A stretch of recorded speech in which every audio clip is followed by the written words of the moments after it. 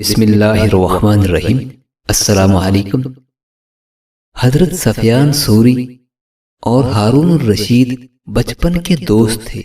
جب ہارون خلیفہ بنا تو رفتہ رفتہ سفیان نے شاہی دربار سے کنارہ کر لیا۔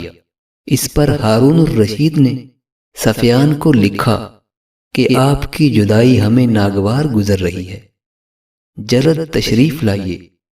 سفیان نے جواب میں لکھا، مجھے معلوم ہے کہ تم شاہانہ شان و شوکت سے رہتے ہو، یعنی بیت المال میں خیانت کرتے ہو۔ تمہارے عمال وزیروں کی اکثریت شرابی ہے، یہ خود چوری کرتے ہیں مگر دوسروں کے ہاتھ کاٹتے ہیں۔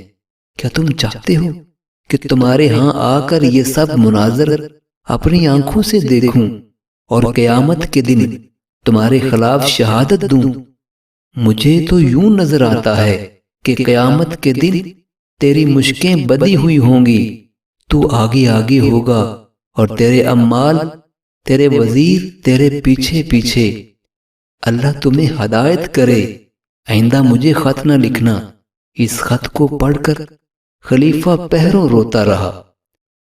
ایک دفعہ حضرت ابراہیم ادم نے ایک درویش کو دیکھا کہ رو رہا تھا۔ پوچھا، کیا بات ہے؟ کہنے لگا، درویشی کی صحبتوں سے گھبرا گیا ہوں۔ فرمایا، میں نے بلخ کی سلطنت دے کر درویشی لی اور خوش ہوں، تجھے درویشی مفت میں ملی اور تو رو رہا ہے۔ غم زدہ وہ ہے جسے کوئی غم نہ ہو۔ ایک عالم کی طاقت 1,00,000 جاہلوں سے زیادہ ہوتی ہے۔